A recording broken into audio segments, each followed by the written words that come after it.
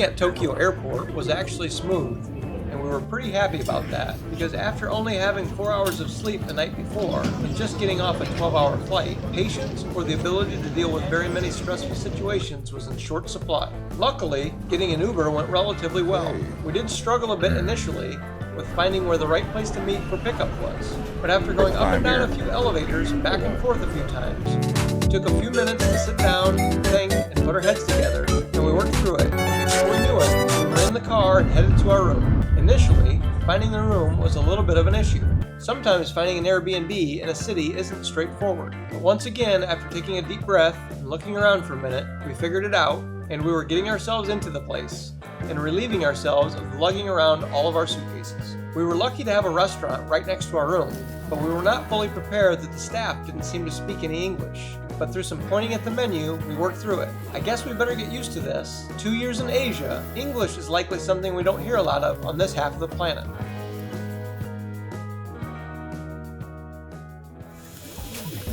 We needed to get some cash to be able to pay for the subway ticket.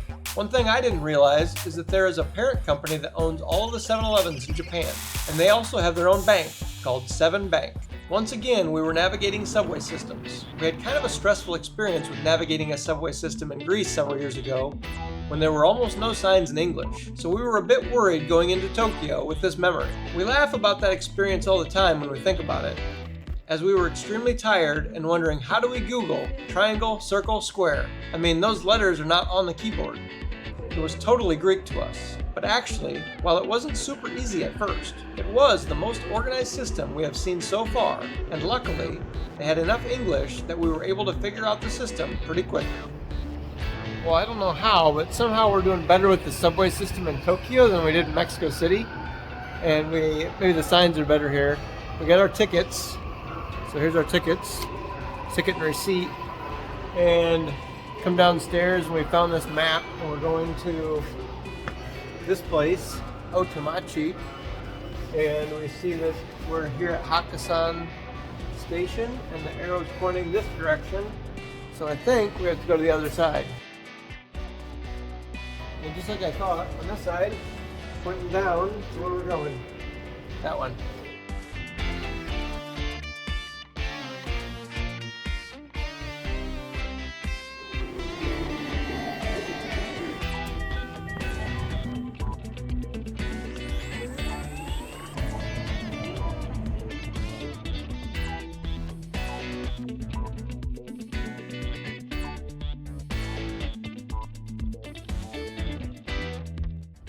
See, it's cold in Japan.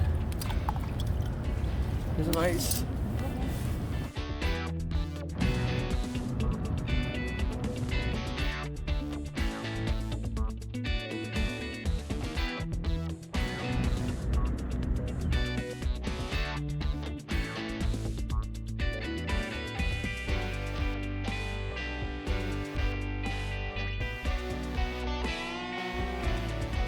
So we're here in Tokyo. We just tried to go to the Imperial Palace, but I need a physical ID. I didn't bring my what? I didn't bring my ID. I took a picture of my passport on my phone, but I didn't have my driver's license or bring my physical passport, so we have to come back later. But there's lots to see here, and it's freezing cold. Look at them trees, look at them buildings. Whew. We were just talking about how quiet it is here, and we don't hear any honking horns, we don't hear any loud cars, no loud trucks. And last night it was so quiet compared to where we came from.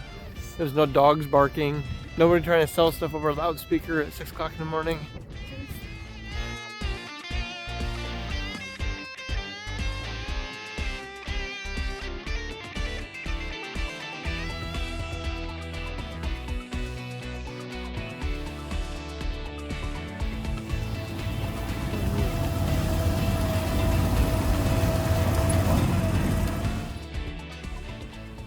Tokyo Midtown Hibiya and came across these giant grass sculptures of a cow and a pig.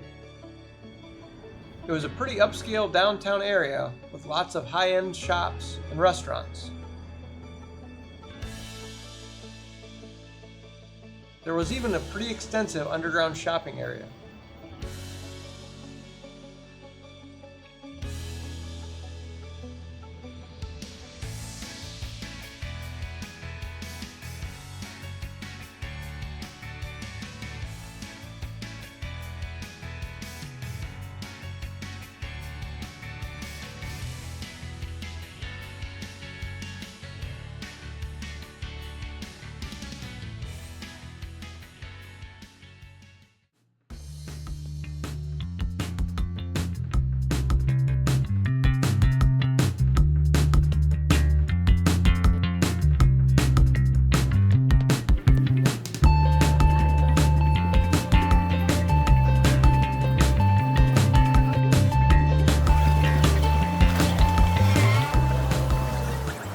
decided to head over to Tokyo Tower.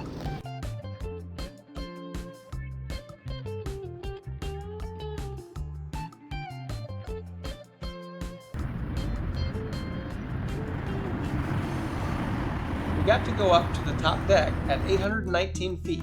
We were able to take some pretty cool pictures and videos of the city at night.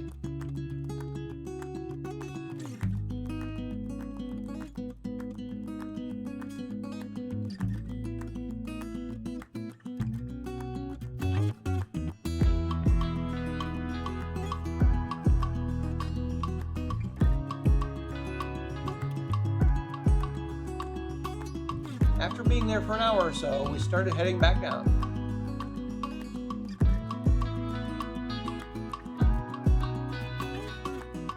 Later that night, we decided to go to the famous Shibuya Crossing. During peak times, thousands of people cross the intersection every few minutes. This crossing has been featured in magazines, films, and blogs like this one. Okay, so we are here at Shibuya Scramble Square. This is the busiest crosswalk in the whole world, and it's quite crazy when you see all the people crossing. We'll catch one here in a second. It's like the Times Square of Tokyo, probably even nicer than Times Square. Our second night in Tokyo. Yes? Yes. It's pretty cool to see so many people crossing at once. A lot of people with their cameras out, and there are so many buildings with lights. I don't think it was as busy as in peak season, because in winter here, it gets very cold at night.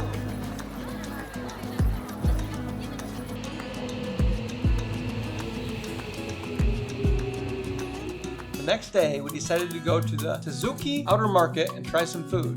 There were a lot of people there walking around and sampling food. Tokyo is known for its sushi, and there was a lot of fresh fish, calamari, and other water creatures. This is a sushi lover's dream. We don't like sushi, but it was interesting to see the variety of seafood. We did try an egg mixture that they made into a rectangle, which was not bad, but it was a little sweet.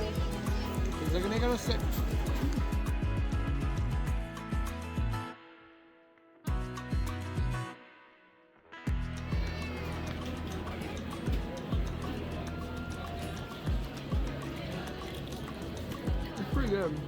Yeah. All right, we have a penguin milkshake.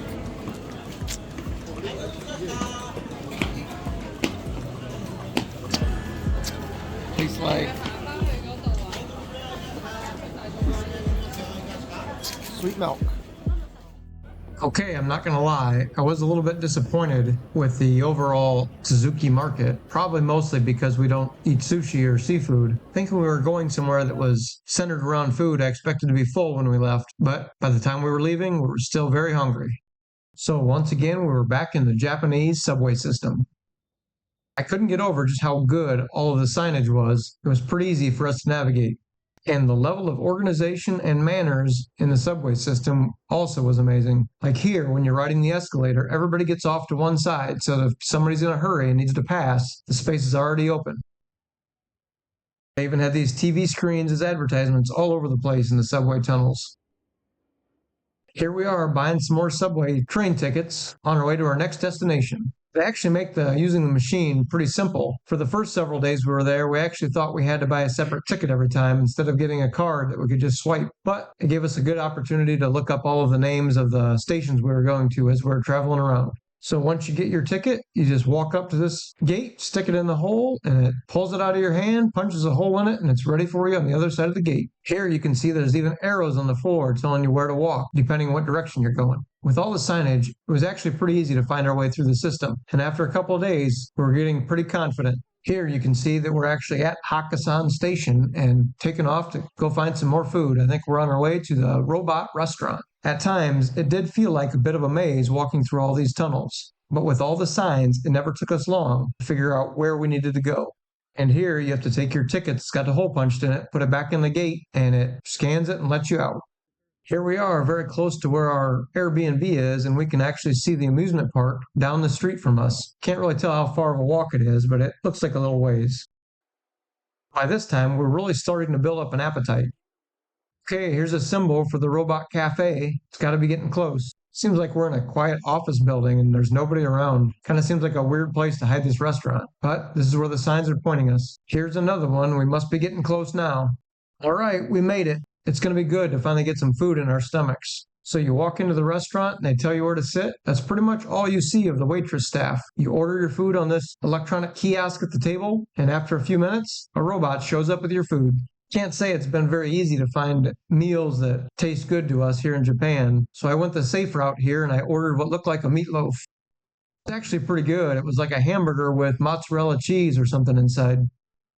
Elvie had gotten some things that looked like fried chicken tenders, but like all of the chicken we seem to find in Japan, it wasn't breast meat. It was all of the loose meat stripped off of wings and thighs and then pressed back together. So it didn't have a consistent texture. It was kind of weird to eat it this way. Bathrooms were always full of surprises. I think this is also the first place where I've ever seen handlebars for a urinal. This one even had one of these futuristic toilets. It even had a button to play some music while you're going to the bathroom so that nobody heard the splash. Well, now we've made it over to the amusement park area. I don't know if I'm going to pronounce this right, but it looks like it's pronounced LaQua. It is quite an extensive shopping area filled with restaurants and shops, and even amusement park rides, like this merry-go-round and this roller coaster behind it. I'm not sure if it's obvious or not in the video, but there's a very large digital screen above all the first floor shops, giving information about the place. You can see here where it says the facility guide. Well, there's the sign for the LaQua Tokyo Dome City.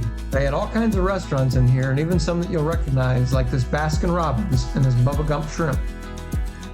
One thing that was pretty cool we saw was in this shopping area there were lots of restaurants, and almost all of them had a food display with behind glass outside their restaurants. We never actually ate at any of these restaurants, but I'd be curious to see how accurate their display model is compared to the actual dish you receive. And while many of the rides here were kind of kiddie rides, the roller coaster definitely wasn't. This area, Tokyo Dome City, was quite an entertainment hub. In addition to the baseball diamond, the amusement park rides, there was also a bowling alley and an area where it looks like they do ping pong tournaments. For Tokyo being the largest city in the world and being as busy as it was, we couldn't get over just how quiet it was almost everywhere in the city. Even walking through very busy areas like this and going through crosswalks, it was far quieter than what you'd expect. Another thing about Tokyo was it didn't seem to matter how much we ate. We never felt full, so we were always looking for a new place to eat. The next place is the Tokyo Steakhouse. Not Tokyo Steakhouse, but just a steakhouse in Tokyo. It looked like a very Western style place, so we were hoping to get a good meal here. It did actually end up being a pretty good cut of meat. We didn't get an opportunity to have any dessert, so we came across this Japanese Burger King and got a couple of shakes. Now already Japan's been full of amazing things, like Tokyo Tower, the LaQua entertainment area, but now we're on our way to an art exhibit. It wasn't just paintings or sculptures we were going to look at, this was actually a digital light show art exhibit.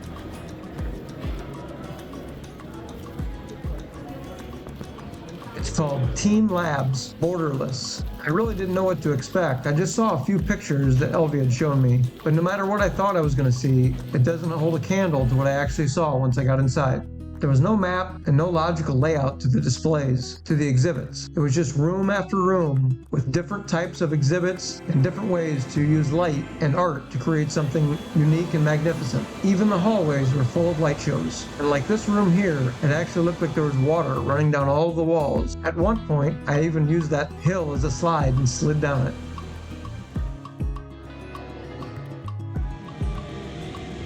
Room after room, there was always something new to take a look at, and it never felt like you stood in one room long enough.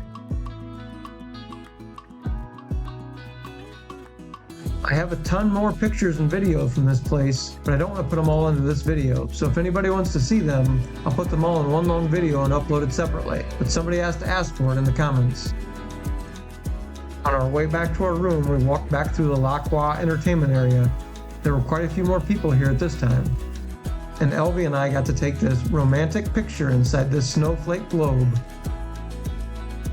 One day we decided not to adventure out into downtown Tokyo and just walk around the neighborhood where we were staying. The neighborhood was so peaceful and quiet. Again, it felt just like I was in a library, and any minute somebody's going to come out behind a corner and tell me and Elvie to shh and quit talking. So it probably doesn't surprise you that as I'm walking down this very quiet alleyway and I hear a nail gun go off, it made me jump a little bit. So Elvia, how was your first experience ordering food in Japanese? Easy breezy. Yeah, what did you order? pepperoni pizza, no mushrooms. Oh yeah, where's that on the menu here? This one? That one? Okay. How do we think it's going to turn out? I hope good.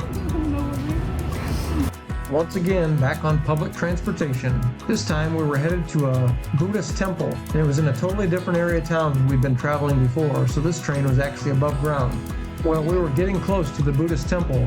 It was starting to look a lot less like a big city and more like a small town. I don't remember making any New Year's resolutions to get more exercise this year, but I've been doing just that here in Tokyo, and today was no different. There was a long walk ahead of us to get to this Buddhist temple.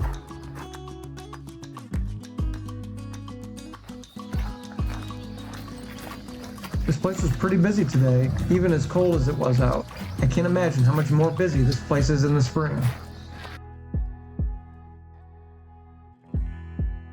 And after walking around the temple grounds for a bit, we were back on the move. While out walking around, we came across this magnificent park. Even though it was January, it was still quite beautiful. Very few of the trees had leaves on them, but I could just imagine what this must look like in the spring or the summer. We had quite a lot of little photo shoots while we were here. I'm sure you've already seen a few of those on Facebook. And look, Alec, we even found some mallard ducks in Tokyo, just for you. I named them both Alex. Alex 1 and Alex 2.